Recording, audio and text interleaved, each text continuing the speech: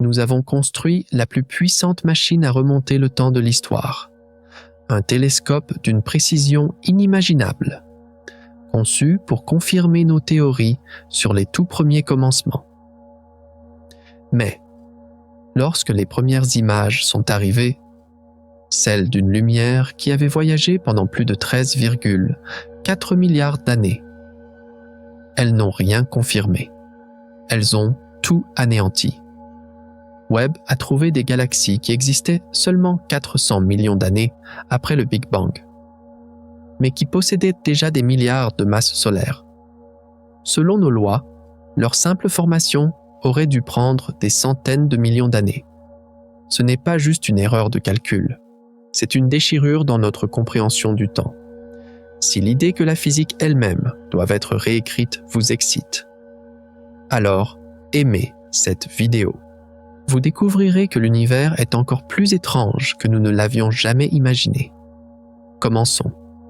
La cosmologie avait un scénario clair. Un univers qui, après le Big Bang, est passé lentement et patiemment du chaos à l'ordre. La première règle de ce scénario était la suivante. Les galaxies ont besoin de temps. Nous pensions qu'il fallait des centaines de millions d'années pour que de fins nuages d'hydrogène allument les premières étoiles et se transforment lentement en les gigantesques îles stellaires que nous connaissons aujourd'hui. C'était une histoire réconfortante et logique. Mais, alors, le télescope spatial James Webb a ouvert ses yeux dorés, flottant dans le froid infini de l'espace. À 1 million de milles de la Terre, il a regardé plus profondément et plus loin dans le passé que tout ce qui l'avait précédé. Et ce scénario, en un seul instant, fut réduit en miettes, car ce que Webb a trouvé à l'aube du temps ne correspondait pas à notre histoire. C'était un paradoxe, écrit avec une lumière ancienne. Ce que Webb a vu, ce sont des galaxies impossibles. Imaginez que vous regardez une pouponnière cosmique où, selon toutes les règles, seules les toutes premières, minuscules briques de construction devraient exister. Mais à la place, vous trouvez là-bas des géants adultes. C'est exactement ce qui s'est passé. La lumière de ces galaxies avait voyagé plus de 13 milliards d'années pour nous parvenir. Cela signifie que nous les voyons, alors que l'univers lui-même n'avait que 400 ou 500 millions d'années. Un bébé cosmique. Mais ces galaxies n'étaient pas des bébés. Elles étaient déjà complexes, structurées et brillaient d'un éclat que nos modèles interdisaient formellement pour cette époque. Notre propre Voie lactée a mis des milliards d'années pour atteindre sa forme actuelle. Pourtant, ces galaxies étrangères semblaient avoir sauté tout ce processus. Mais leur simple existence n'était que le début du problème. Ce qui était vraiment choquant, c'était leur maturité. Elles montraient des traces de structure, des indices de bras spiraux, et même des signes de poussière qui ne peut se former qu'après plusieurs générations d'étoiles. Les étoiles doivent naître, vivre et mourir pour forger les éléments plus lourds. Ce cycle prend des centaines de millions d'années. Mais, les voilà, presque immédiatement après le début du temps. Ce n'est pas une petite déviation dans les calculs. C'est une rupture dans notre compréhension fondamentale de la façon dont la structure émerge du néant. Cela signifie que nous avons manqué un facteur crucial dans l'équation de l'univers. Car la deuxième énigme que ces images révèlent, c'est la création accélérée. Nos théories reposent sur un processus lent et patient. Nous pensions que la gravité rassemblait la matière comme un sculpteur digne, façonnant son œuvre sur des éons. Mais les observations de Webb montrent un univers en accéléré. Le cosmos, semble-t-il, avait appuyé sur le bouton d'avance rapide. Au lieu de se refroidir et de s'organiser lentement, l'univers primitif a littéralement explosé de complexité. La formation des galaxies, l'accent que nous avions prévu sur une période d'1 milliard d'années, semblait s'être achevée en moins de la moitié de ce temps. La question n'est plus seulement de savoir comment ces galaxies se sont formées. La question est de savoir comment elles ont pu le faire si incroyablement vite. Cette frénésie de vitesse remet tout en question. Soit la matière noire, le squelette invisible du cosmos, fonctionne de manière beaucoup plus efficace que ne le prévoient nos simulations, attirant le gaz aux bons endroits à une vitesse inimaginable. Soit les premières étoiles elles-mêmes étaient complètement différentes. Peut-être étaient-elles des milliers de fois plus massives que notre Soleil et ne vivaient que quelques millions d'années avant d'exploser, enrichissant ainsi rapidement leur environnement avec les briques de construction nécessaires à la nouvelle génération. Mais même ces idées radicales ne font qu'effleurer la surface, car même si tout était plus rapide, le troisième et peut-être le plus grand paradoxe demeure le problème de la masse. Exister tôt est une chose, exister tôt et être en même temps gigantesque en est une autre. Certaines de ces galaxies, existant dans un univers de moins de 500 millions d'années, contenaient déjà des milliards de masses solaires de matière. Réfléchissez-y un instant. Pour rassembler une telle masse, la gravité doit attirer une quantité énorme de gaz et de matière noire d'un volume d'espace colossal. Selon nos calculs, à ce stade précoce de l'univers, il n'y avait tout simplement pas assez de matière en un seul endroit. Et surtout, pas assez de temps pour la rassembler. C'est comme construire un gratte-ciel en 1 heure à partir de pierres éparpillées sur tout un continent. Cela défie les lois connues de la logistique et de la physique. Cette observation est si bouleversante qu'elle n'offre pas de solution simple. On ne peut pas simplement resserrer une petite vis dans les équations. Cela suggère qu'un mécanisme entièrement nouveau est probablement à l'œuvre. Quelque chose qui accélère l'accumulation de masse de manière exponentielle. Certains physiciens spéculent maintenant sur des concepts exotiques. Des trous noirs massifs se sont-ils effondrés directement à partir du gaz primordial, servant de graines pour ces galaxies? Cela aurait permis de contourner la voie normale et lente, passant par les étoiles. Ou, encore plus audacieux, ces structures sont-elles des vestiges d'un cycle cosmique antérieur, l'ASCAT, existant avant notre propre Big Bang? Trop tôt, trop mature, trop massif. Chacune de ces découvertes, à elle seule, aurait ébranlé les manuels de cosmologie. Mais, ensemble, elles dessinent l'image d'un univers que nous ne connaissons pas. Un univers dont l'enfance était beaucoup plus gigantesque, plus rapide, Shéam, et plus ordonné que nous l'imaginions. La première réaction compréhensible des scientifiques fut donc l'incrédulité. Ça doit être une erreur. Un problème de calibrage du télescope, une mauvaise interprétation de la poussière, un artefact de la lumière. Et si ce n'était pas une erreur? Et si le télescope voyait exactement ce qui est là, et que le problème ne résidait pas dans les données, mais dans notre compréhension fondamentale de la réalité? Et c'est précisément cette possibilité troublante qui a forcé les scientifiques à revérifier chaque étape. Ils ont testé le calibrage des 18 segments de miroirs en or. Ils ont analysé la possibilité de distorsion cosmique. Ils ont soustrait l'effet de la poussière et du gaz. Mais chaque correction, chaque vérification a mené encore et encore à la même vérité choquante. Les données sont réelles. La lumière est réelle. Le problème n'est pas le télescope. Il réside dans nos théories. Et pour comprendre cela, nous devons nous pencher sur un autre concept encore plus fondamental, la lumière elle-même. Chaque photon qui frappe les instruments de Webb est un messager du passé. Il porte son message le plus important dans sa couleur, ou plus précisément, dans son décalage vers le rouge. Pensez à une sirène qui s'éloigne de vous. Sa tonalité baisse. C'est exactement la même chose avec la lumière. À mesure que l'univers se dilate, la longueur d'onde de la lumière s'étire, se décalant vers l'extrémité rouge du spectre. Plus un objet est éloigné, plus son décalage vers le rouge est important. Pendant des décennies, ce fut notre horloge cosmique, notre mesure la plus fiable de la distance et du temps. Pourtant, avec certains de ces photons anciens, le compte n'y était pas. L'étirement de la lumière ne correspondait pas exactement à ce que nos modèles prévoyaient pour l'âge et la masse des galaxies observées.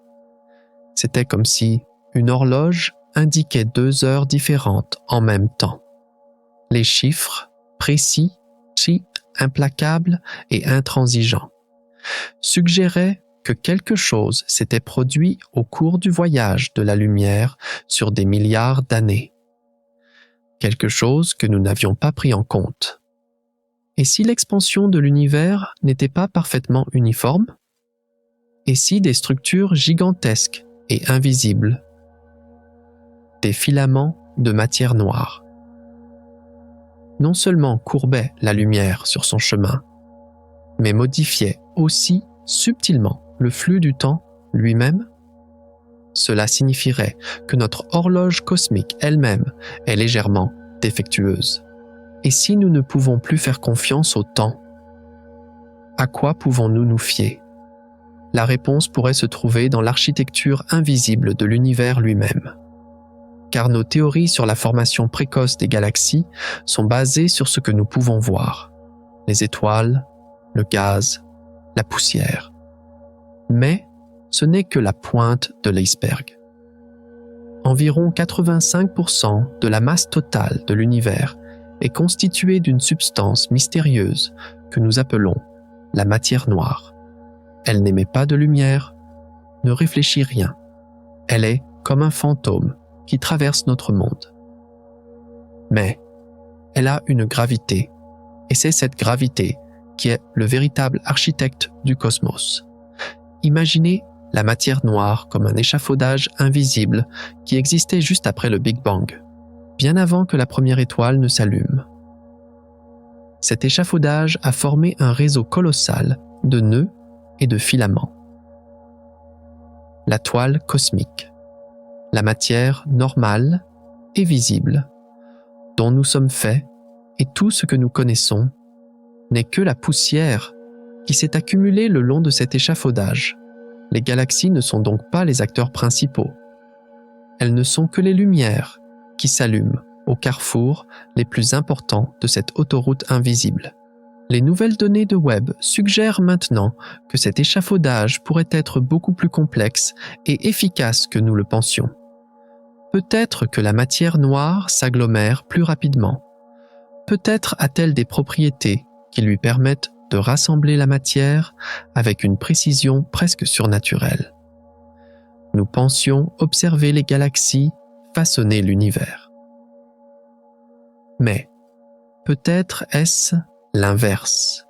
Peut-être que l'univers invisible façonne les galaxies. Mais même cette main puissante et invisible a besoin d'un point de départ. Et c'est là qu'intervient l'idée la plus radicale, qui a gagné en popularité avec les observations de Webb. L'idée de trous noirs primordiaux. Normalement, les trous noirs se forment à partir des restes d'étoiles qui s'effondrent. C'est un processus lent. Et si l'univers avait trouvé un raccourci? Certaines théories suggèrent que dans les premières secondes après le Big Bang, de minuscules fluctuations de densité étaient si extrêmes que d'énormes nuages d'énergie pure auraient pas pu s'effondrer directement en trous noirs, sans jamais avoir été des étoiles. Ces monstres, peut-être des dizaines de milliers de fois plus massifs que notre Soleil, seraient alors les graines. Ils seraient les ancres gravitationnelles qui était là dès le début, attirant gaz et matière noire avec un appétit insatiable. Il ne serait pas le résultat des galaxies, mais leur cause, le pouvoir créateur de la destruction. Les galaxies impossibles, la chronologie trop précoce, la masse énigmatique. Tout cela pourrait s'expliquer par ces architectes invisibles et leurs graines monstrueuses. Nous aurions donc peut-être eu une vision complètement inversée de l'univers primitif. Nous cherchions des débuts délicats, un lent réveil. Mais, au lieu de cela, les preuves pointent vers une ère dominée, dès le début, par des géants invisibles et des forces invisibles. L'énigme est sur la table. Une création en accéléré. Une horloge cosmique peut-être déréglée. Un échafaudage invisible qui tire les ficelles. Et la possibilité de trous noirs monstrueux comme véritables pères, fondateurs des galaxies. Jusqu'à présent, nous n'avons parlé que de théories, de tentatives désespérées pour expliquer l'impossible. Mais, qu'a réellement révélé Webb dans ses abysses les plus profonds de l'univers? Quelles images concrètes, quelles données spécifiques ont plongé la science dans cet état de choc? Nous avons posé les énigmes. Il est maintenant temps d'examiner les preuves. Et les preuves ne sont pas arrivées comme un murmure. Elles sont arrivées comme un choc cosmique. Oubliez les théories abstraites. Oubliez les modèles prudents. Car lorsque le premier champ profond de Webb est parvenu sur Terre, une minuscule parcelle de ciel, pas plus grande qu'un grain de sable tenu à bout de bras, les astronomes n'ont pas vu qu'une simple image. Ils ont vu le début d'une révolution. Chaque point de lumière était une gifle au visage de la cosmologie établie. La première révélation fut les galaxies impossibles elles-mêmes. Elles n'auraient pas dû être là, pas si tôt, pas si brillantes. Mais elles y étaient. Leur lumière avait mis plus de 13,4 milliards d'années pour nous parvenir. Cela signifie que nous les voyons à une époque où le Big Bang datait de seulement 300 à 400 millions d'années. Selon nos modèles, à cette époque, l'univers aurait dû être à peine plus qu'un chaos brumeux et désordonné. Les premières étoiles auraient dû à peine commencer à se former. Mais Webb n'a pas seulement trouvé des étoiles, il a trouvé des amas de galaxies entièrement formés et brillants. Certains avec des milliards de masses solaires. Ce n'était pas seulement inattendu, c'était physiquement impossible. Nos équations disaient que l'univers n'avait tout simplement pas eu le temps de construire de telles structures. C'est comme trouver les pyramides de Gizeh datant de 10 000 ans avant notre ère. La chronologie elle-même semblait brisée. La première réaction des scientifiques fut un silence stupéfait. Ils pensaient avoir fait une erreur. Mais les données étaient irréfutables. L'univers avait sauté sa propre histoire. Mais ce n'était que le début. Car alors que les astronomes essayaient encore de digérer la simple existence de ces galaxies, Webb a révélé l'énigme suivante, encore plus profonde. La présence de trous noirs supermassifs en leur centre. Un trou noir est le produit final du temps. Il lui faut des éons pour grandir. Il avale des étoiles, fusionne avec d'autres trous noirs, lentement et patiemment. Pourtant, Webb a trouvé des quasars, des noyaux galactiques d'une brillance éblouissante, alimentés par des trous noirs de plusieurs milliards de masses solaires. Et ces titans existaient déjà dans les 500 premiers millions d'années de l'univers. Comment ces monstres ont-ils pu apparaître si vite? Selon les lois de la physique, c'est comme si un nouveau-né pesait le poids d'une baleine bleue adulte. Il n'y a aucune voie de croissance connue qui puisse expliquer cela. Le processus d'accrétion de matière, la limite d'Eddington, impose une limite de vitesse physique à la croissance des trous noirs. Mais ces monstres précoces semblent avoir ignoré toutes les limitations de vitesse cosmique. Cela ne suggère pas seulement une évolution plus rapide, cela suggère un mode de formation complètement différent, que nos théories n'ont même pas encore imaginé. Et juste au moment où l'on pensait que ça ne pouvait pas devenir plus étrange, la troisième découverte est arrivée. La composition chimique de ces mondes primitifs. L'univers est né simple, avec de l'hydrogène, un peu d'hélium et des traces de lithium. Tous les autres éléments, le carbone, l'oxygène, le fer, tout ce qui nous compose, doivent être cuits à l'intérieur des étoiles et dispersés par des explosions de supernovas. Ce processus prend du temps. Il faut plusieurs générations d'étoiles pour vivre et mourir afin d'enrichir le cosmos de ces éléments lourds. Les astronomes s'attendaient donc à ce que les premières galaxies soient chimiquement extrêmement pures. Mais Webb a trouvé autre chose. Dans les spectres de ces galaxies anciennes, il a déjà trouvé les signatures distinctes de la poussière et des éléments plus lourds. Cela signifie que seulement 400 millions d'années après le tout début, plusieurs générations d'étoiles avaient déjà achevé leur cycle de vie complet dans ces systèmes. L'usine cosmique ne tournait pas seulement à plein régime. Elle avait déjà produit des produits pour lesquels elle n'aurait pas encore dû avoir les machines. C'est à ce moment-là que beaucoup ont compris qu'il ne s'agissait plus d'une petite énigme. C'était une contradiction fondamentale. Les preuves s'accumulaient. L'univers n'était pas seulement plus vieux que son âge. Il semblait jouer selon des règles que nous ne connaissons pas encore. Des galaxies qui ne devraient pas exister. Des trous noirs qui grandissent trop vite. Une maturité chimique qui nécessite des générations d'étoiles qui n'avaient pas le temps d'exister. Chacune de ces découvertes était un choc en soi. Ensemble, elles forment une image accablante. Une image qui nous oblige à reposer les questions les plus fondamentales. Mais la plus grande question qui découle de toutes ces observations impossibles n'est pas ce que nous voyons, c'est ce que nous ne voyons pas. Car si tout cela est vrai, d'où vient cette incroyable énergie et cette organisation pour créer tout cela en si peu de temps? Car cette énergie devait venir de quelque part. Et Webb a trouvé un autre indice qui rend l'image encore plus déroutante. Le télescope n'a pas seulement découvert des galaxies impossibles, mais aussi ce qu'il y avait entre elles, ou plutôt ce qui y manquait. Des simulations basées sur nos meilleurs modèles cosmologiques prédisaient que l'univers primitif serait rempli d'innombrables galaxies naines. De minuscules amas d'étoiles pâles servant de premières briques de construction qui fusionneraient plus tard pour former des structures plus grandes. Nous nous attendions à ce que le regard profond de Webb révèle une véritable mer de ces petites lumières.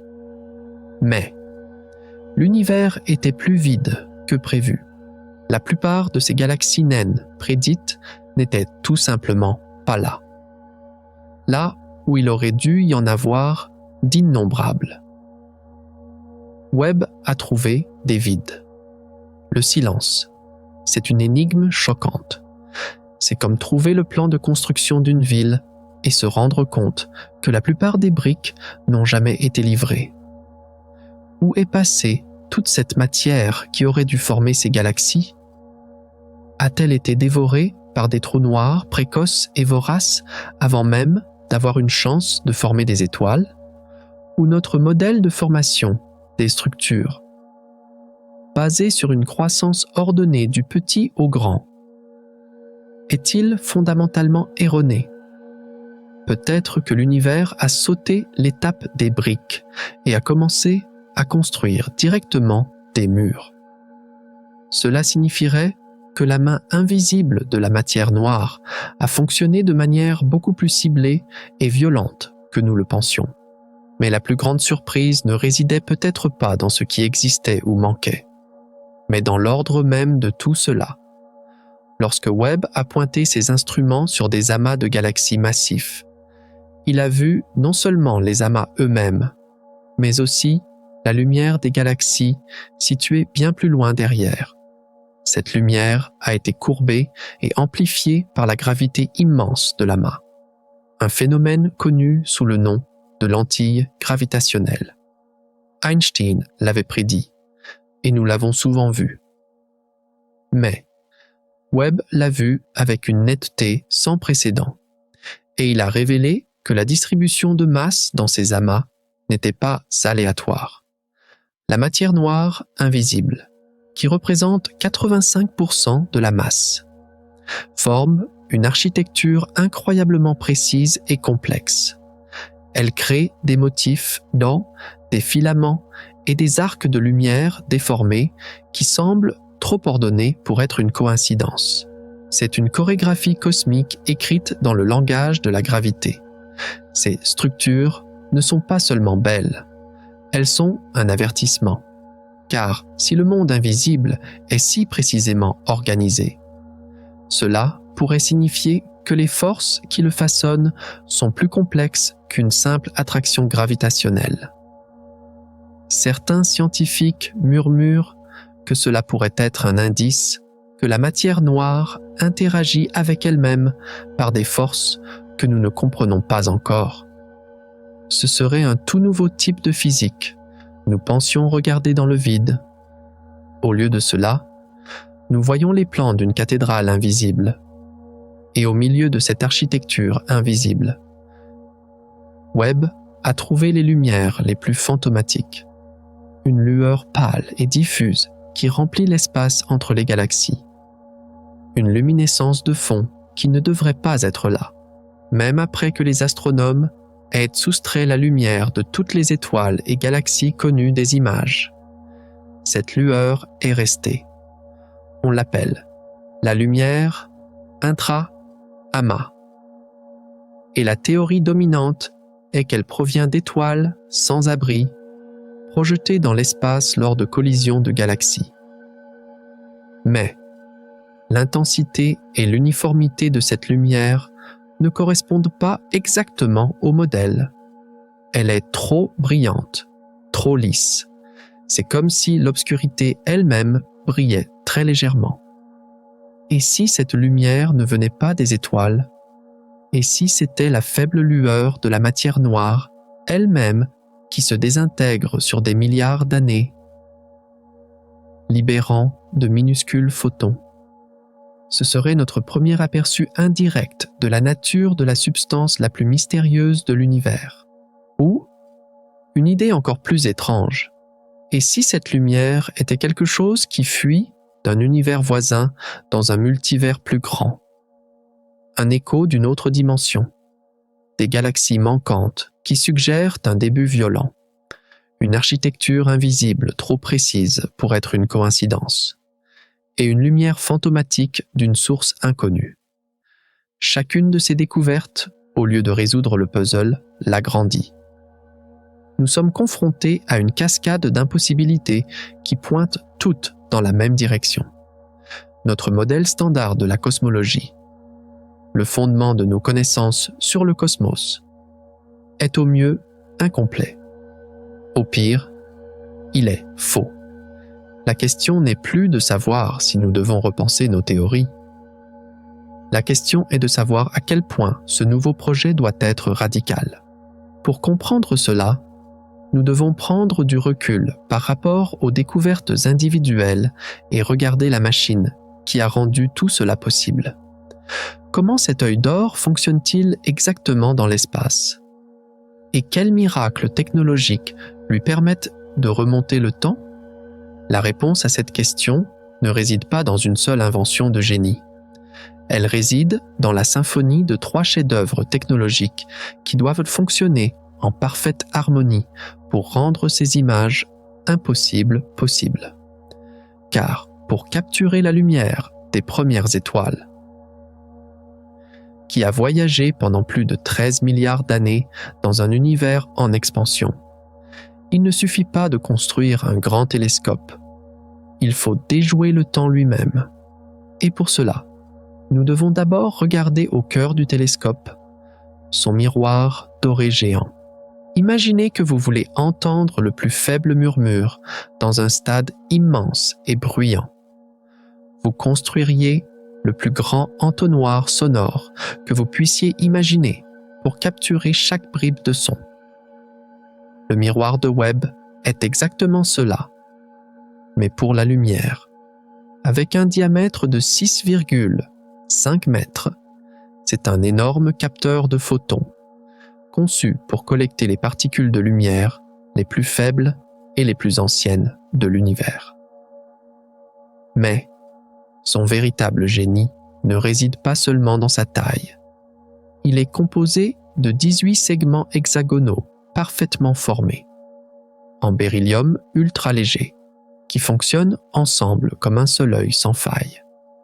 Chacun de ces segments est recouvert d'une fine couche d'or. Pourquoi l'or ? Car l'or réfléchit exceptionnellement bien la lumière infrarouge, la couleur de l'univers ancien. Ces 18 segments doivent être alignés avec une précision qui dépasse l'entendement humain. Ils s'ajustent indépendamment les uns des autres, avec une précision nanométrique. C'est si précis que, comme le disent les ingénieurs, le télescope pourrait détecter la signature thermique d'un seul bourdon à la surface de la Lune. En comparaison, le télescope Hubble était un œil merveilleux pour l'univers visible. Mais le miroir de Webb n'est pas seulement plus grand.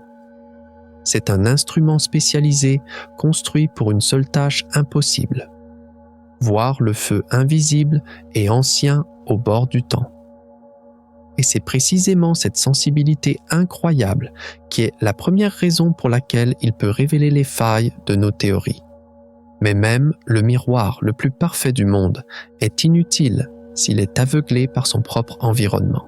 Et cela nous amène au deuxième miracle technologique, la position du télescope et son bouclier solaire géant. Tout objet qui émet de la chaleur brille en lumière infrarouge.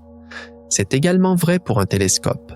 Si Webb était en orbite près de la Terre comme Hubble, la chaleur du Soleil, de la Terre et de la Lune submergerait désespérément ces instruments sensibles. Ce serait comme essayer de photographier des étoiles en plein jour. La solution était donc radicale. Il fallait envoyer le télescope dans l'un des endroits les plus froids et les plus sombres du système solaire. Cet endroit est le deuxième point de Lagrange L, 2 en abrégé, à 1 million de milles de la Terre. À ce point, les forces de gravité du Soleil et de la Terre s'équilibrent parfaitement, de sorte que le télescope peut rester en position avec un minimum d'énergie. C'est un berceau gravitationnel invisible, baignant dans une ombre éternelle. Mais, même là, le rayonnement du Soleil est encore trop fort.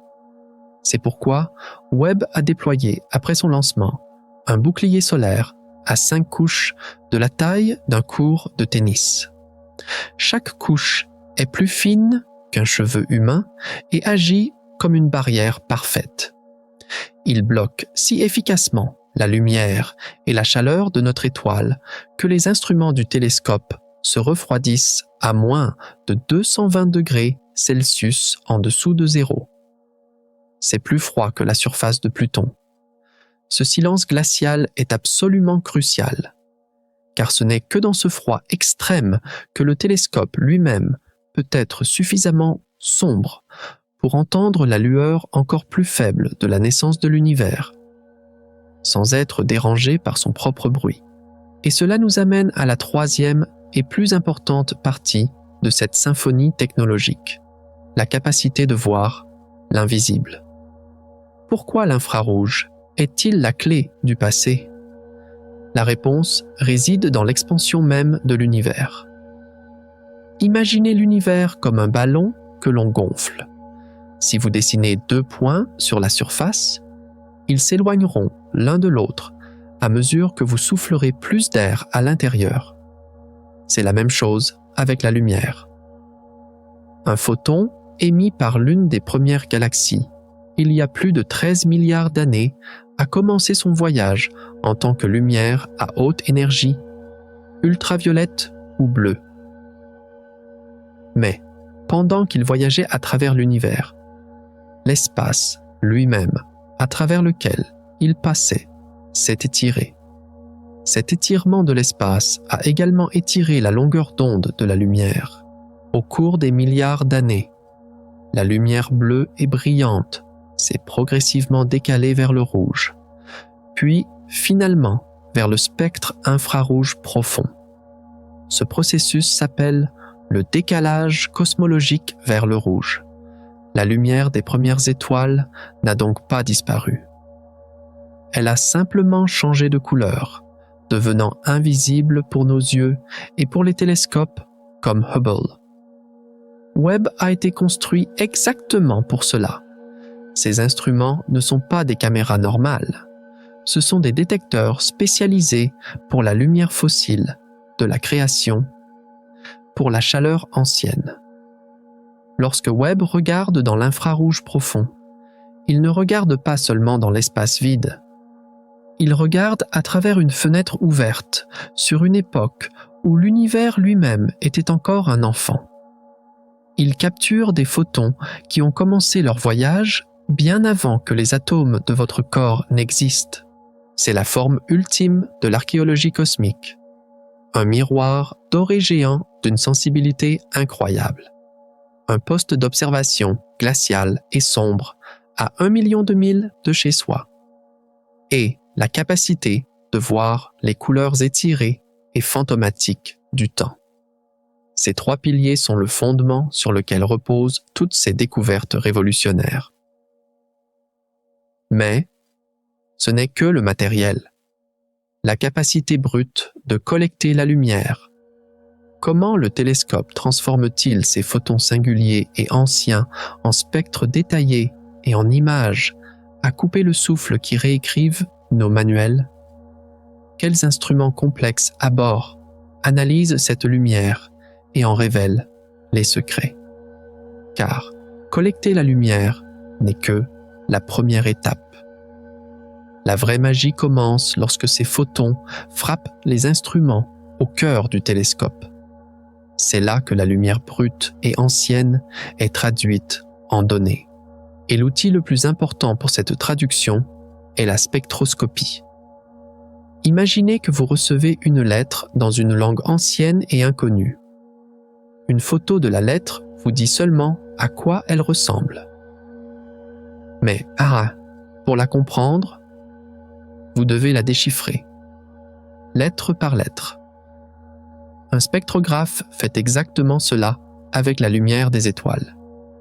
Il décompose la lumière en ses couleurs individuelles, comme un prisme qui sépare la lumière du soleil en un arc-en-ciel. Mais cet arc-en-ciel cosmique n'est pas continu.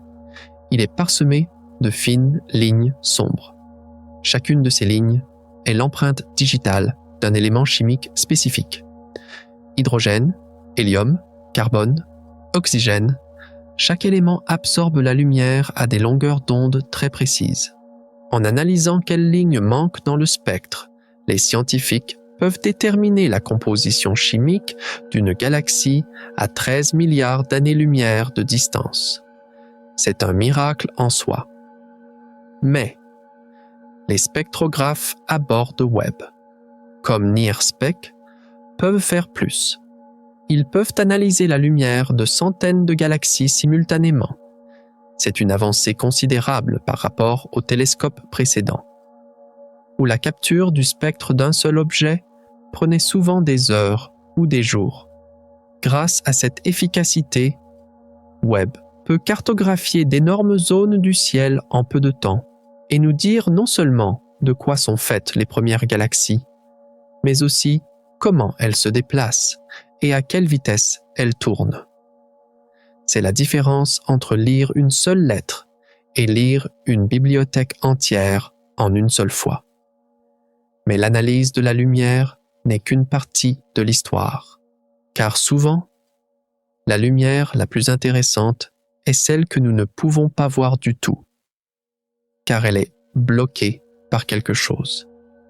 L'univers primitif était rempli de nuages denses de gaz et de poussière, les lieux de naissance des nouvelles étoiles.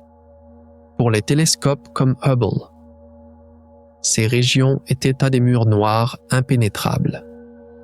La lumière dans le spectre visible ne peut pas traverser ce brouillard cosmique. Mais la lumière infrarouge le peut. Imaginez que vous regardez à travers la fumée d'un feu de camp. Vous pouvez à peine voir les flammes. Mais si vous utilisez une caméra thermique qui capture le rayonnement infrarouge, vous verrez clairement la source de chaleur. Les instruments de Webb, en particulier MIRI, l'instrument à infrarouge moyen, sont exactement ce genre de caméra thermique cosmique. Ils peuvent voir à travers les rideaux de poussière dense qui enveloppent les jeunes galaxies et les régions de formation d'étoiles.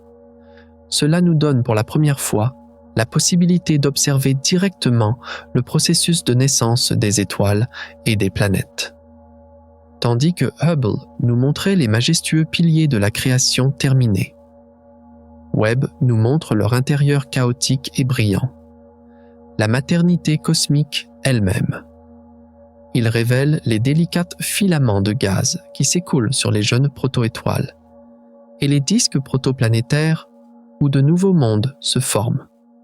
La capacité de voir à travers la poussière n'est pas seulement une amélioration technique, elle ouvre un tout nouveau champ de recherche. Nous ne sommes plus limités à admirer les structures finies. Nous pouvons maintenant regarder l'univers en direct au travail.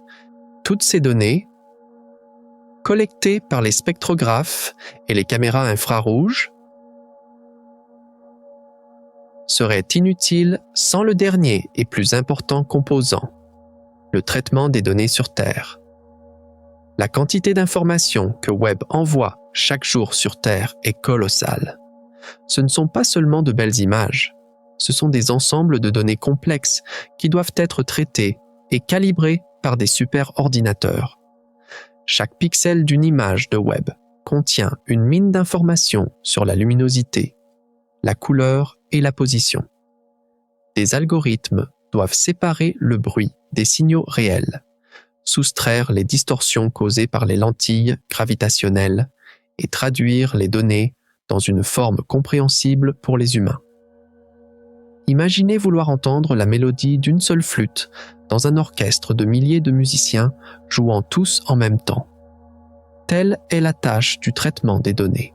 Les équipes du Space Telescope Science Institute travaillent souvent pendant des mois sur un seul ensemble de données pour s'assurer que ce que nous voyons à la fin n'est pas seulement une belle image, mais une représentation scientifiquement correcte. Ce processus est souvent le plus invisible, mais c'est aussi l'un des plus importants, car c'est ici que les chiffres bruts se transforment en découvertes qui ébranlent notre vision du monde. Les miroirs dorés peuvent être les yeux du télescope, mais les superordinateurs et les cerveaux humains sur Terre sont son esprit. Sans eux, toutes ces découvertes révolutionnaires ne seraient aucune mer de code indéchiffrable, perdue dans l'obscurité de l'espace. Une analyse de la lumière d'une précision exquise qui lie des empreintes chimiques à des milliards d'années-lumière de distance. Une vision infrarouge qui voit à travers les rideaux impénétrables de la création. Et un traitement de données colossal qui extrait une mélodie claire de ce bruit cosmique. Ce sont les outils derrière les gros titres.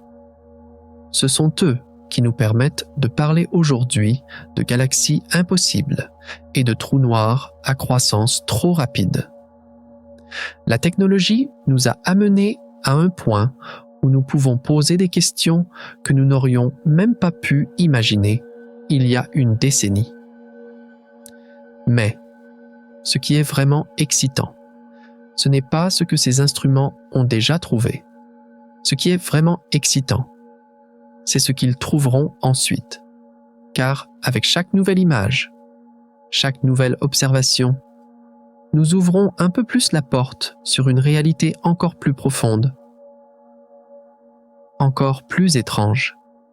Nous avons les outils, nous avons les premiers résultats choquants.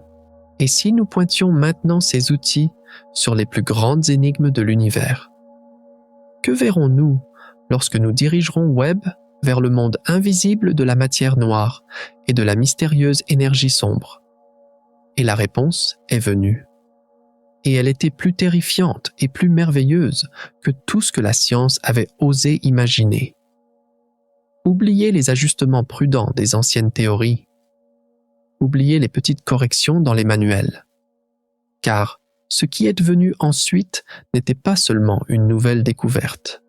C'est le moment où toute la cosmologie a regardé au bord du précipice et a réalisé que le sol sur lequel elle se tenait était en train de s'effondrer. Ce n'est plus seulement de la science, c'est le début d'un nouveau mythe, des données brutes et implacables qui révèlent une toute nouvelle réalité.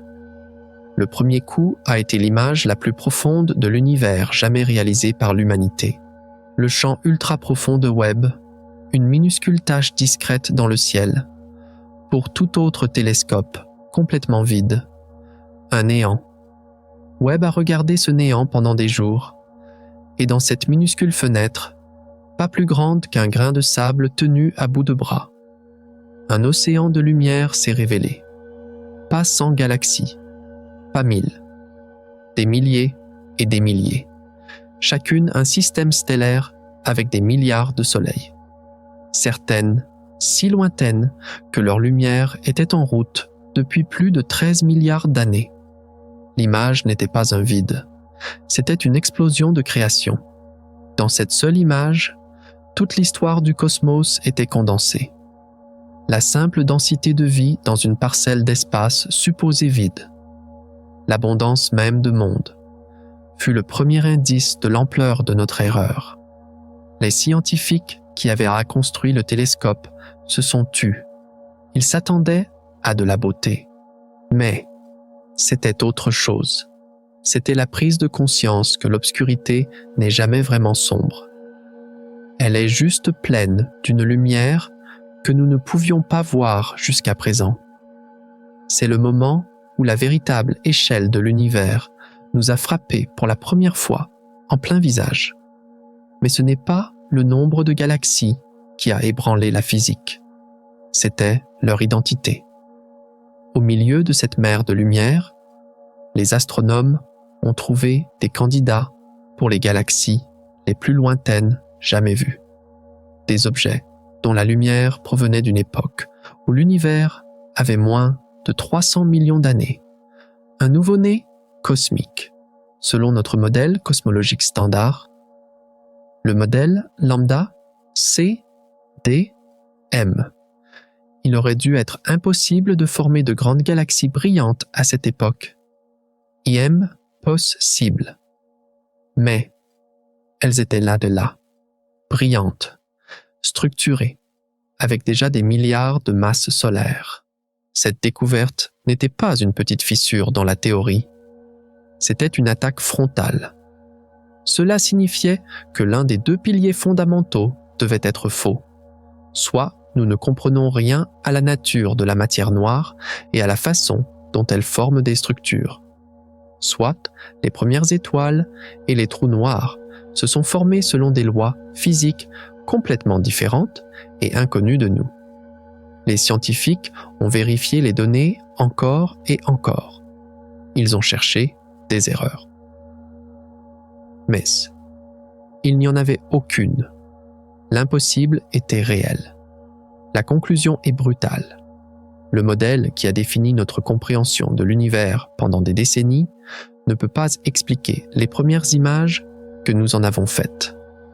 C'est comme découvrir une langue qui enfreint toutes les règles de grammaire. Et puis, la situation s'est aggravée, car au milieu de ces galaxies impossibles, Webb a trouvé des monstres, des quasars, alimentés par des trous noirs supermassifs, et pas n'importe lesquels. Webb a identifié un quasar qui existait à une époque où l'univers n'avait que 700 millions d'années. Son trou noir central avait déjà 10 millions de masses solaires. Mais ce n'était que le début. D'autres observations ont révélé des candidats qui existaient encore plus tôt et étaient encore plus massifs. Comment est-ce possible? Un trou noir grandit en avalant de la matière. Mais il y a une limite physique à la vitesse à laquelle il peut manger. La limite d'Eddington. S'il mange trop vite, le rayonnement qui en résulte souffle simplement le reste de la matière au loin. Pourtant, ces monstres précoces semblent avoir grandi à un rythme qui dépasse cette limite de centaines, voire de milliers de fois. Ils n'auraient pas dû exister. Il n'y a aucun moyen physique connu de rassembler autant de masse en un seul endroit en si peu de temps. Les scientifiques ont été contraints d'envisager les idées les plus radicales. Se sont-ils formés directement à partir du Big Bang? Sont-ils des portes d'entrée vers d'autres dimensions? La découverte de ces titans précoces est peut-être la plus grande preuve unique qu'une nouvelle physique est à l'œuvre dans l'univers primitif. Une physique qui non seulement permet, mais encourage la croissance démesurée. Mais le moment le plus épique est peut-être venu lorsque Webb a pointé ses instruments, non pas sur un seul objet, mais sur l'architecture cachée de l'espace lui-même. En observant les lentilles gravitationnelles, où la lumière d'objets lointains est courbée par la gravité d'amas de galaxies massifs au premier plan. Webb a pu cartographier la distribution de la matière noire invisible, et ce qu'il a trouvé n'était pas une accumulation aléatoire. C'était une toile cosmique d'une précision à couper le souffle. Des filaments de matière noire s'étendant sur des centaines de millions d'années-lumière, reliant des amas de galaxies comme des neurones dans un cerveau. La symétrie, l'ordre, la structure purement intentionnelle de ce squelette invisible était choquante. La manière dont la matière visible suit si précisément les chemins de ce réseau invisible suggère une connexion plus profonde que nous ne le pensions. C'est comme si l'univers était construit selon un plan que nous ne pouvons pas voir. Ces images sont la preuve la plus directe à ce jour de la domination silencieuse du monde invisible. Et elles soulèvent la question troublante. Si 85% de l'univers est constitué de cette matière ordonnée et invisible, vivons-nous dans le vrai univers ou sommes-nous simplement la décoration brillante d'une réalité beaucoup plus grande et plus fondamentale? Un multivers infini et connecté dans lequel notre propre univers n'est qu'une minuscule île. Les lois de la physique ne sont pas fixes. L'architecture de l'espace est trop ordonnée pour être une coïncidence. Et les frontières de notre réalité sont probablement perméables. Chacune de ces découvertes est une révolution en soi. Ensemble, elles sont le début d'une toute nouvelle compréhension de l'existence. Nous pensions être les explorateurs d'un océan immense, mais finalement compréhensible. Mais ces données suggèrent que nous vivons peut-être dans une seule goutte d'eau et que nous venons à peine de toucher la surface d'une réalité infinie et inimaginable. Tout se choque, toutes ces règles brisées et ces observations impossibles. Mais il est temps de s'arrêter et de réfléchir. Il est temps de se retirer un instant des chiffres et des théories. Car la plus grande question qui découle de tout cela n'est plus une question de physique ou de cosmologie. Que signifie tout cela pour nous? Et nous y voilà. Après tout ce bruit cosmique, toutes ces théories brisées et ces révélations vertigineuses, il est temps de respirer. Il est temps de détourner notre regard des galaxies lointaines et de le tourner vers l'intérieur. Car les images de Webb n'ont pas seulement changé notre compréhension de l'univers. Elles ont posé la question philosophique la plus fondamentale avec une clarté nouvelle, brutale et en même temps merveilleuse. Quelle est notre place dans tout cela? La réponse qui se dessine dans cette lumière ancienne n'est pas simple. C'est une mosaïque de paradoxes profonds qui touchent au cœur de l'existence humaine. Et pour la comprendre, nous devons affronter le premier et le plus grand paradoxe, le paradoxe de l'échelle. Nous avons vu l'image, une minuscule parcelle de ciel pas plus grande qu'un grain de sable. Et à l'intérieur, des milliers de galaxies, chacune avec des milliards d'étoiles et potentiellement des trillions de mondes. Ce seul cliché confirme à la fois notre plus grande peur et notre plus grand espoir. La peur est celle de l'insignifiance absolue. Sur cette toile cosmique, notre Terre n'est même pas un grain de poussière. Notre système solaire est un point perdu dans un coin oublié de l'une de ces innombrables galaxies. Toute l'histoire humaine, toutes nos guerres et nos amours, notre art et notre science se déroulent sur une scène si incroyablement petite qu'elle n'existe pas statistiquement dans la grande image. Comment quelque chose de si insignifiant peut-il prétendre à l'importance? C'est la vérité tragique de l'échelle. Nous sommes prisonniers de notre propre petitesse sur un rocher fragile, entouré d'un vide dont la grandeur semble écraser toute signification. Les distances sont absolues. Nous ne visiterons jamais ces mondes lointains. Nous ne sentirons jamais leur soleil. Nous sommes physiquement séparés pour toujours de l'univers que nous observons. Mais c'est précisément ici, dans cette conscience écrasante de nos limites physiques, que le miracle se produit. Car si notre corps est emprisonné ici, notre esprit peut voyager. La lumière de ces galaxies, en route depuis plus de 13 milliards d'années, ne termine pas son voyage quelque part dans l'espace vide. Elle se termine dans vos yeux, dans les miroirs d'un télescope construit par des êtres vivants sur cette minuscule planète. Nous ne pouvons peut-être pas y aller, mais nous pouvons comprendre. Nous pouvons analyser la lumière, lire son histoire et comprendre les lois qui l'ont façonnée. Notre petitesse n'est donc pas la fin de notre signification, c'est la condition préalable à notre unicité. Dans cet univers d'une taille inimaginable, nous sommes, à notre connaissance, le seul endroit où cet univers pense à lui-même.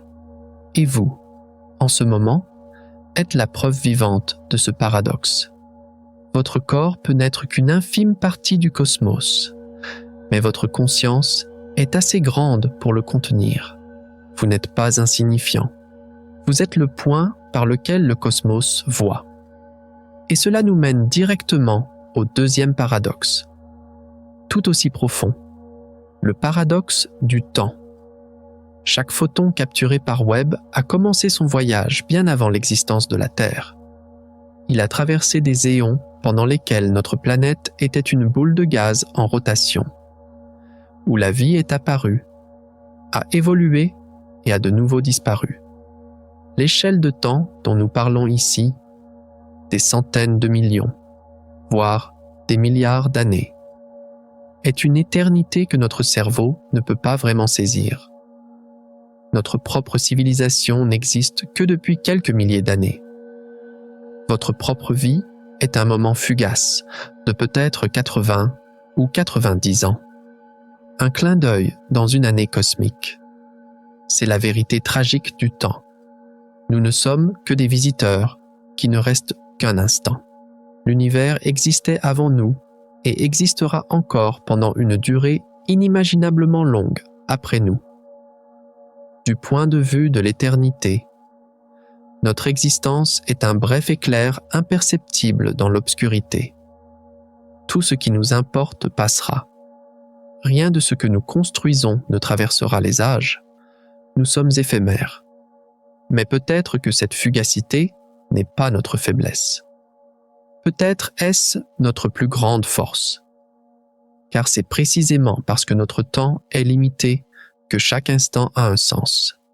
C'est précisément parce que nous ne sommes ici que pour un bref moment que le fait que nous existions en ce moment précis est un privilège inimaginable. Pensez-y. Vous vivez à une époque de l'histoire cosmique où une espèce sur une petite planète possède la technologie pour construire un instrument capable de regarder jusqu'au début du temps. Si vous aviez vécu il y a 1 million d'années, cela aurait été impossible. Si vous aviez vécu dans un avenir lointain, peut-être que les galaxies auraient déjà disparu derrière l'horizon à cause de l'expansion accélérée de l'univers, invisible pour toujours. Mais vous êtes ici, maintenant. Vous êtes un témoin. Votre courte vie éphémère est devenue le moment où l'univers lit son propre certificat de naissance. Votre conscience n'est pas seulement un sous-produit aléatoire de l'évolution. C'est la mémoire dans laquelle 13 milliards d'années d'histoire cosmique sont conservées pour un instant précieux. Et cela nous amène au dernier paradoxe que Webb a révélé, peut-être le plus étrange, le paradoxe de la matière.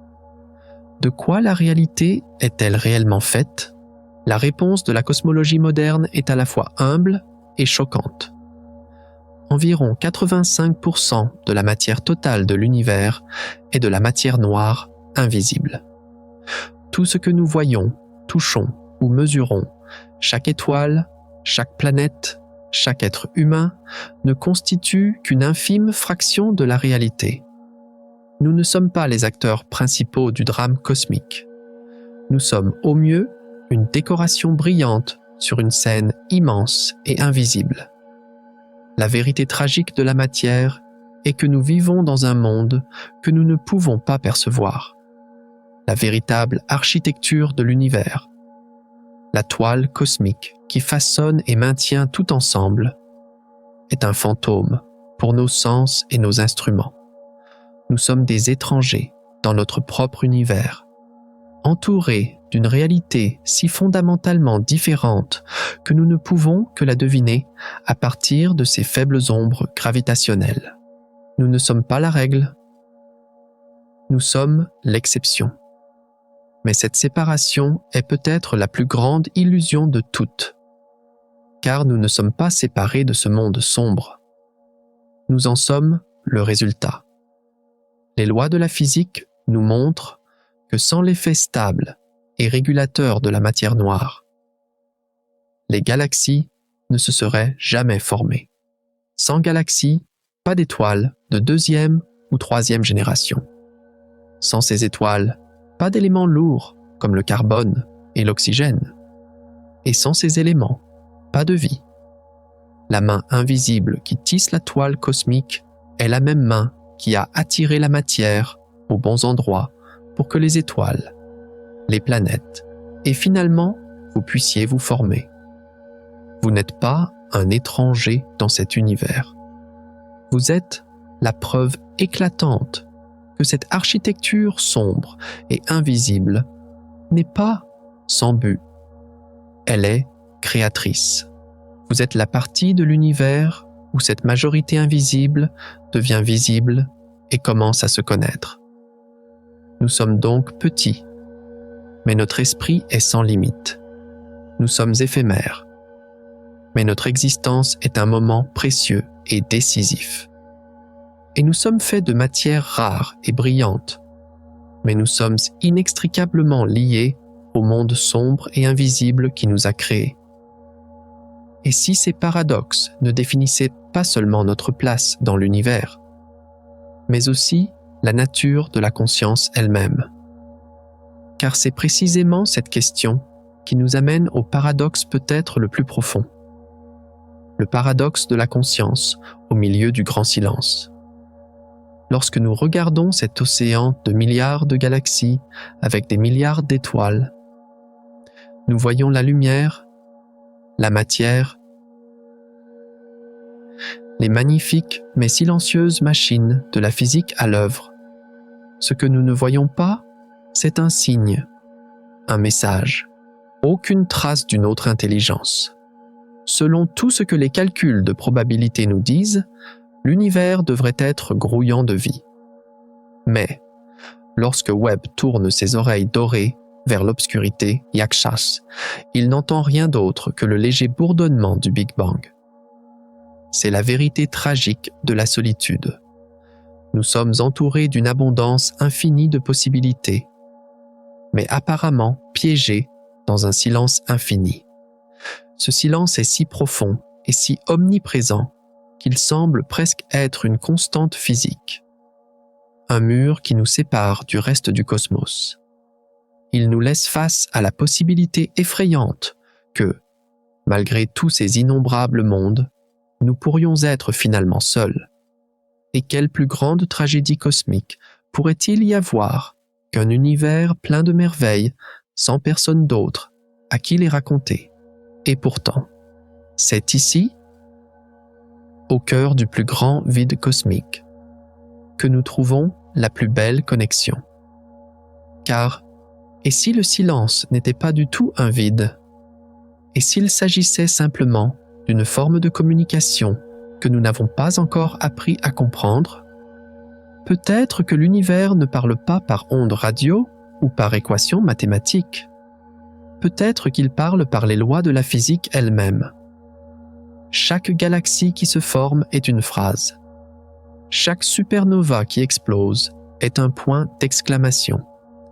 Chaque photon qui voyage pendant 13 milliards d'années pour frapper notre œil est un mot dans une histoire qui est racontée depuis le début des temps. Dans ce cas, l'univers n'est pas silencieux. Nous étions simplement sourds, et la conscience qui s'éveille en lui n'existe pas pour chercher des signaux étrangers.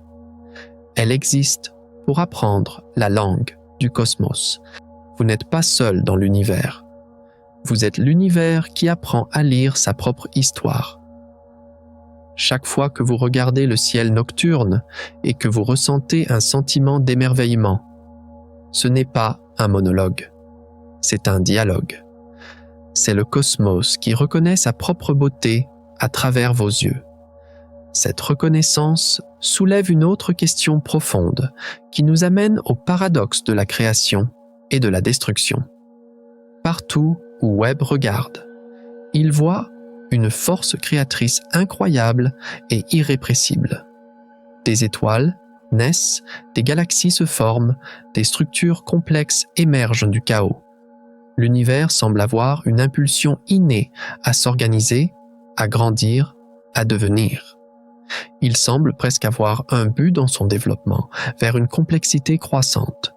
Et pourtant, au cœur de cette création, nous trouvons les plus grands moteurs de destruction que nous connaissions. Les trous noirs supermassifs. Ils avalent la lumière, déchirent les étoiles et attirent des galaxies entières dans leur abîme.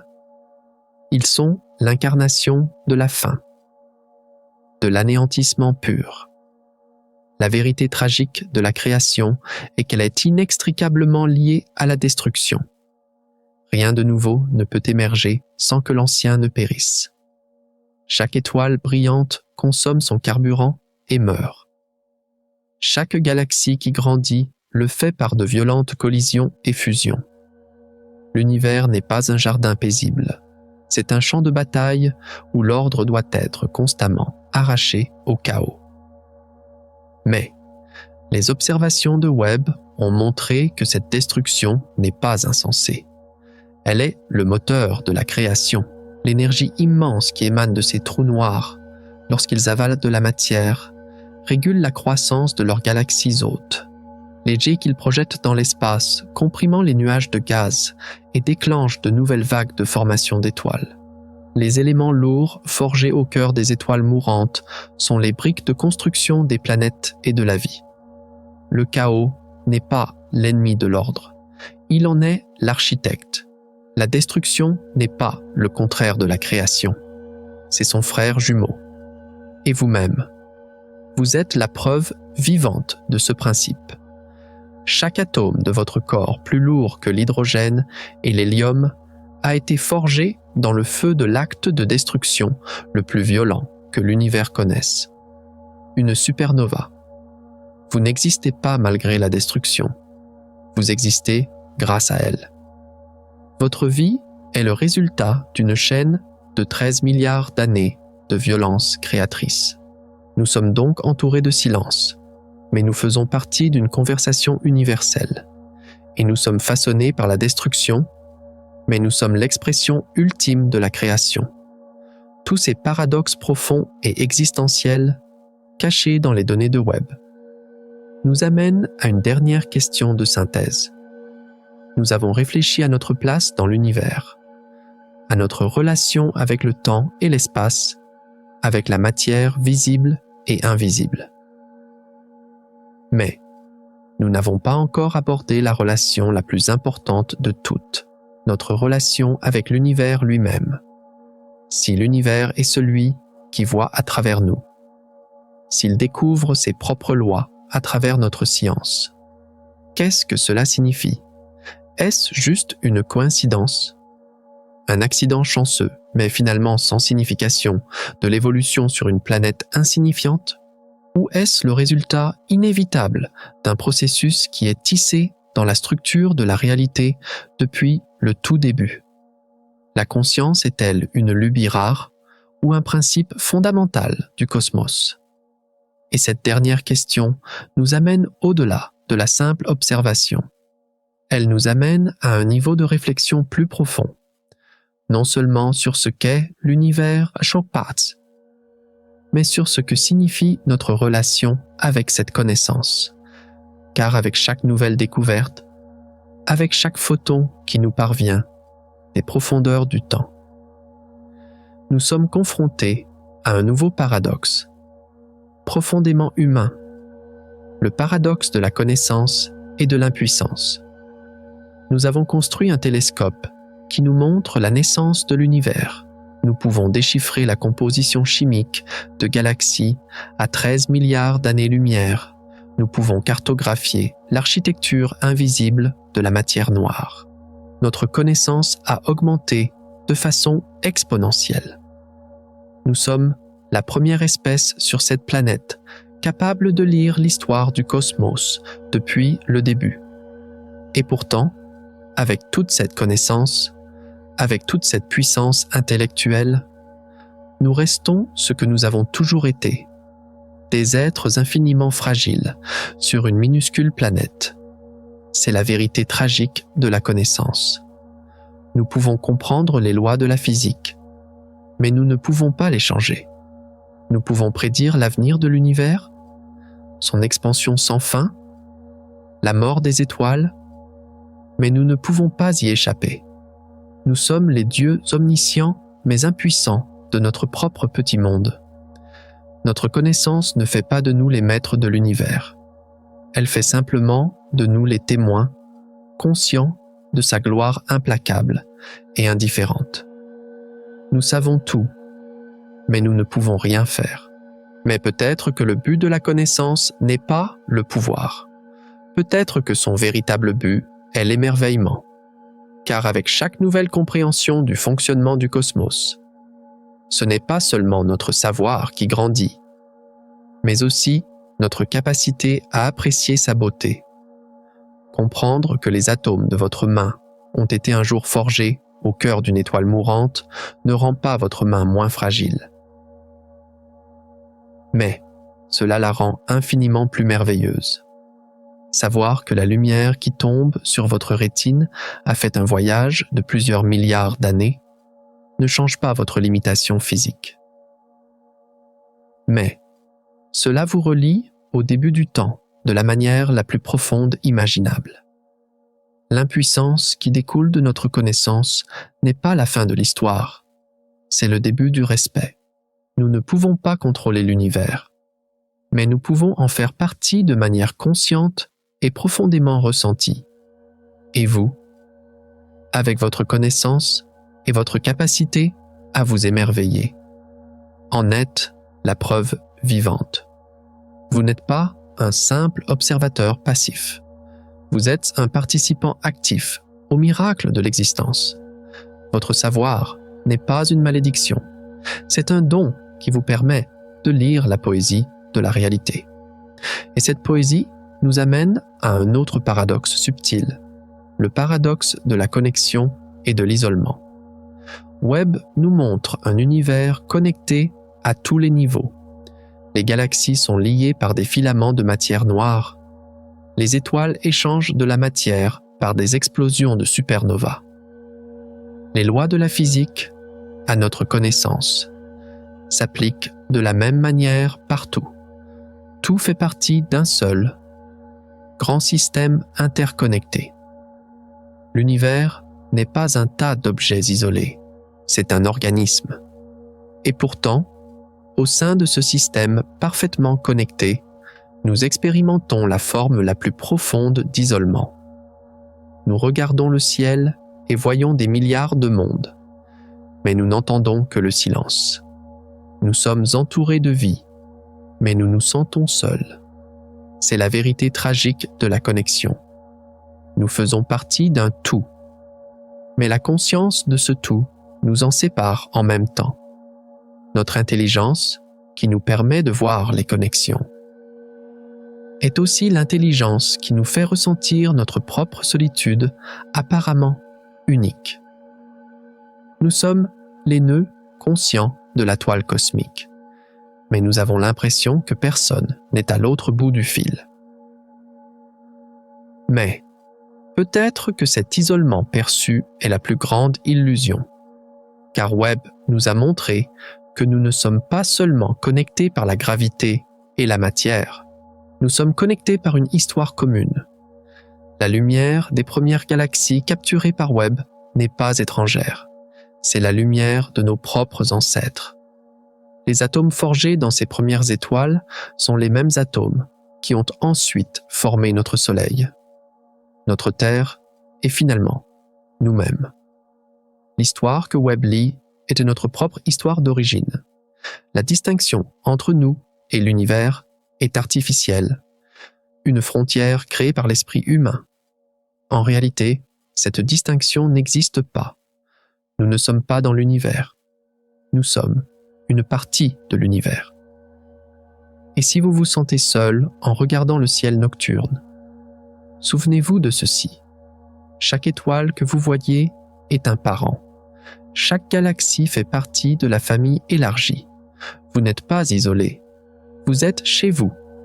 Votre existence est la preuve que l'univers n'est pas seulement fait de matière, mais aussi de mémoire. Cette mémoire nous amène enfin au dernier paradoxe de ce chapitre. Le paradoxe du sens dans un univers apparemment dénué de sens. La physique, telle que nous la comprenons, est un processus sans but. Le Big Bang n'avait pas de raison.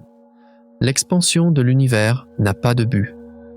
Les étoiles ne se forment pas pour que la vie puisse apparaître. Elles se forment parce que la gravité rassemble la matière. C'est la vérité froide, dure et tragique de l'absence de sens. L'univers semble être un immense mécanisme d'horlogerie indifférent qui fonctionne selon des règles fixes, sans se soucier de savoir si quelqu'un regarde ou non. De ce point de vue, la recherche d'un sens plus profond, d'un but, n'est qu'une projection humaine sur une toile vide. Nous cherchons une histoire dans un processus qui n'est que mathématique. Mais Webb nous a montré que l'histoire n'est pas séparée du processus. Elle en est le résultat. Même si l'univers n'a pas de sens supérieur donné de l'extérieur, il produit du sens de l'intérieur. Il produit de la complexité. Il produit de la structure. Il produit de la conscience. Et avec la conscience vient la capacité de poser des questions, de ressentir la beauté et de chercher un sens. Le sens de l'univers n'est donc peut-être pas là depuis le début. C'est une propriété émergente. Il apparaît au moment où une partie de l'univers, comme vous, commence à réfléchir sur elle-même. Le sens n'est pas dehors pour être trouvé. Il est à l'intérieur pour être créé. Vous n'êtes pas un observateur passif d'un processus sans signification. Vous êtes l'endroit où l'univers crée son propre sens. Votre curiosité, vos questions, votre recherche de sens ne sont pas seulement les vôtres. Ce sont la curiosité, les questions et la recherche de l'univers lui-même. Nous avons donc une connaissance qui nous rend impuissants, mais nous remplit aussi d'émerveillement. Nous sommes connectés par une toile cosmique, mais nous nous sentons profondément isolés. Et nous vivons dans un univers qui semble intrinsèquement dépourvu de sens, mais nous sommes en même temps la source de son sens. Mais toutes ces sciences, ces réflexions, aussi profondes soient-elles, reposent sur l'hypothèse que nous sommes l'observateur et que l'univers est l'observé. Et si cette dernière distinction, la plus fondamentale, était aussi une illusion? Et la réponse, cachée dans les profondeurs de ces images cosmiques, est peut-être la plus simple et en même temps la plus radicale de toutes. Oui, c'est une illusion. La distinction entre l'observateur et l'observé est la plus grande histoire que nous nous racontons. Mais ce n'est que cela, une histoire. Webb ne nous a pas seulement montré à quoi ressemble l'univers. Il nous a forcés à redéfinir complètement notre rôle en son sein. Nous ne sommes pas sur le rivage à regarder l'océan. Nous sommes l'océan qui, pour un instant, s'éveille dans une vague et se regarde lui-même. Accepter cela est la dernière et peut-être la plus importante étape de ce voyage. Réfléchissons un instant au paradoxe de l'observateur et de l'observé. Pendant des siècles, la science nous a placés dans le rôle de l'observateur objectif et détaché. Nous nous tenions en dehors du système, le mesurant, l'analysant, le comprenant. Cette position nous a donné un sentiment de contrôle, de supériorité.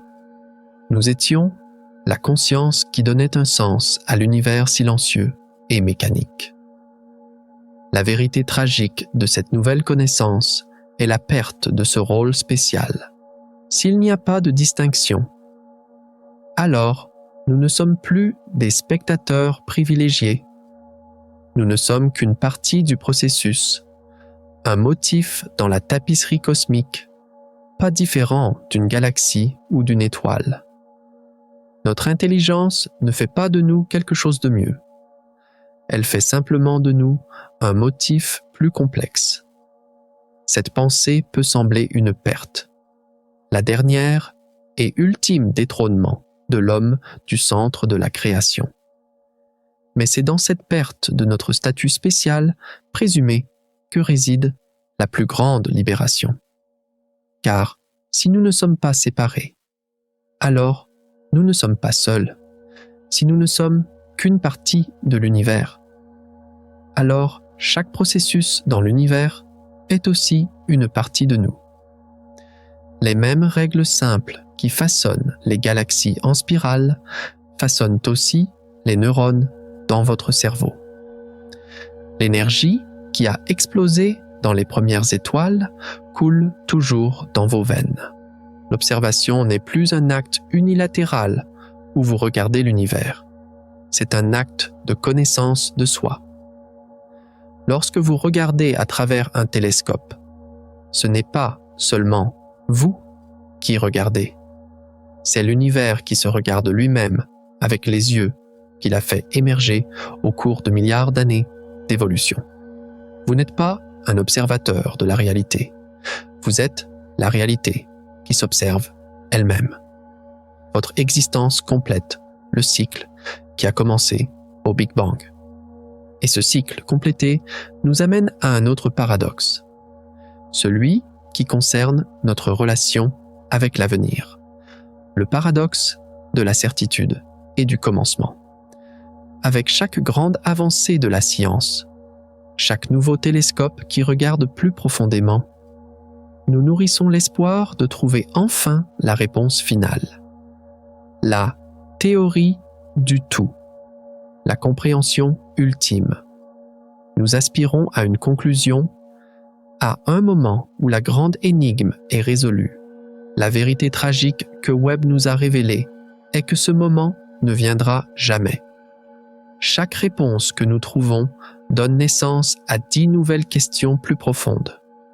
Chaque frontière que nous franchissons ne fait que nous montrer qu'il y a un nombre infini de nouvelles frontières derrière elle. La connaissance n'est pas une destination que l'on atteint, c'est un horizon qui s'éloigne à mesure que l'on marche vers lui. La recherche d'une vérité ultime est vaine. Nous ne serons jamais finis. Mais est-ce vraiment une tragédie ou est-ce le plus grand cadeau de tous? Car un univers entièrement compris serait un univers mort. Ce serait un musée où tout est catalogué et étiqueté, sans secret, sans merveille. Le fait que la quête ne se termine jamais signifie que l'émerveillement ne se termine jamais. Cela signifie qu'il y aura toujours quelque chose de nouveau à découvrir, un mystère plus profond à dévoiler. Webb ne nous a pas donné la réponse finale sur la formation de l'univers. Il nous a fait un cadeau bien plus beau. Il nous a montré que l'univers est plus mystérieux, plus merveilleux et plus étrange que nous ne l'avions jamais imaginé. Et vous, avec votre curiosité sans fin, êtes le moteur de ce processus infini. Vos questions n'existent pas pour trouver une réponse finale. Elles existent pour maintenir le dialogue avec le cosmos en vie, d'une génération à l'autre, pour l'éternité. Après toutes ces réflexions, après ce long voyage, des confins les plus lointains du temps aux profondeurs de notre propre existence. Arrêtez-vous un instant et demandez-vous, comment vous sentez-vous maintenant? Vous sentez-vous petit, insignifiant, face à ces immensités inimaginables, ou vous sentez-vous infiniment grand parce que vous faites partie de tout cela? Vous sentez-vous seul dans le grand silence? Ou vous sentez-vous profondément connecté à chaque atome et à chaque étoile? Sentez-vous le poids des nombreuses énigmes non résolues? Ou l'excitation de toutes les merveilles qui attendent d'être découvertes? La vérité est que tous ces sentiments sont valables. Ils ne sont pas contradictoires. Ce sont les deux faces d'une même médaille. Car être l'expérience humaine dans le cosmos, c'est être les deux à la fois, infiniment petit et infiniment grand, seul et pourtant connecté. Un esprit qui sait et qui pourtant cherche éternellement. Nous avons donc fait un long voyage. Nous avons vu comment le télescope James Webb a brisé nos idées sur l'enfance de l'univers avec des galaxies trop précoces, trop matures et trop massives. Nous avons exploré les merveilles technologiques qui nous permettent de remonter le temps et de voir la lumière invisible de la création. Et nous avons affronté les profondes questions philosophiques que ces découvertes soulèvent sur notre place dans le cosmos, notre relation avec le temps et notre rôle en tant qu'observateur conscient. Nous avons voyagé des étoiles à nous-mêmes et avons réalisé que ces deux voyages sont peut-être, en fin de compte, le même. Notre voyage à travers les découvertes de Webb touche à sa fin. Il est temps de rassembler tous ces fils, les faits choquants, les théories brisées et les profondes vérités existentielles. Et à la fin de cette longue route, une dernière question simple demeure. Qu'en retirons-nous? Et la réponse à cette question est peut-être aussi simple et profonde que la lumière ancienne qui nous a accompagnés dans ce voyage. Nous avons compris que l'univers n'est pas tel que nous le pensions. Il est plus grand, plus étrange, plus rapide et plus mystérieux. Au cours de ce voyage, nous avons vu comment les premières images du télescope James Webb ont ébranlé nos théories les plus sûres, avec des galaxies impossibles qui n'auraient pas dû exister. Nous avons affronté les paradoxes les plus profonds de l'existence. Notre propre petitesse et notre capacité infinie à comprendre. Nous avons réalisé que nous ne sommes pas séparés de ce cosmos. Nous sommes sa manière de se souvenir de lui-même. Nous savons maintenant que dans les premières centaines de millions d'années après le Big Bang, des galaxies complexes et matures existaient déjà. Leur formation n'était pas un processus lent et patient, mais une explosion de création, guidée par une architecture invisible de matière noire et peut-être par les graines de trous noirs primordiaux. Ce n'est plus une petite correction, c'est un chapitre fondamentalement nouveau dans l'histoire de tout. Un chapitre qui nous oblige à repenser le temps lui-même, la nature de la matière et les lois de la physique. Et vous faites partie de cette nouvelle histoire. Chaque découverte, chaque image, chaque photon qui tombe sur les miroirs dorés de Webb n'est pas seulement une information pour la science, c'est une invitation à vous émerveiller. Un rappel que vous êtes fait de la même poussière d'étoiles dont vous venez de lire l'histoire. Vous êtes la preuve vivante que cet univers immense, souvent froid et indifférent, est capable de produire de la chaleur, de la curiosité et du sens.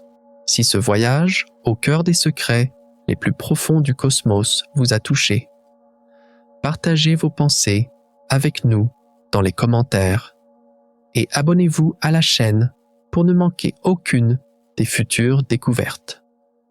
Car l'histoire que Webb nous raconte ne fait que commencer. Mais au milieu de toute cette lumière, de toutes ces merveilles visibles, il y a une autre histoire que l'univers raconte. Une histoire écrite, non pas avec des photons, mais avec les ondulations silencieuses de l'espace-temps. Aujourd'hui, nous avons parlé de la lumière. Mais l'univers a une autre langue, invisible, une musique qu'il joue depuis 13,8 milliards d'années. Nous commençons à peine à l'écouter. C'est le son des trous noirs qui entrent en collision, des étoiles qui fusionnent, le son de la trame même de la réalité qui vibre. Dans notre prochain voyage, nous quitterons la lumière et écouterons l'écho de la création. Êtes-vous prêt à entendre la musique du cosmos ?